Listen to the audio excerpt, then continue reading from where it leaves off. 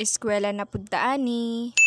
Hello guys, it's me, Krisha, and for today's video, kay diri na punta sa eskwelahan. Exam week day na mo karong si Manaha guys no, so mauto na nami ani sa classroom kauban sa ako ang mga amiga. Alauna magud among examination karon, so mauto nagprepare nami ani. Char. Bitaw fast forward, humana among examination ani guys, real quick kaayo. Unya naami diri sa vacant room kay ako ani gipang introduce ning mga products sa PC sa ako ang mga classmate ug sa ako apong mga amiga. Syempre pautang ni siya, so mauto ubay-ubay pud nga mga product ang nangakuha sa akong gipangdala. Salamat Lord. Last subject na lang namo to sa hapon guys. Unya pagawas na mi ani kay naghulat na lang pud mi ani sa mo ang night class. Diri mi ani nagtambay sa unfinished building guys, and while naghulat-hulat nagchika-chika sa pud mi diri kay taas-taas pa man pud ang oras. 5:30 to 7 pa among klase ani sa gabi guys. Unya nag-end among klase ani sa hapon mga 2:30, so mao to taas-taas pa jud among oras. Unya mag-study man unta mi ani guys kay pagkaugma ani tulo ka subject amo ang examan na. Pero nahanaw ang giingon nga mag-study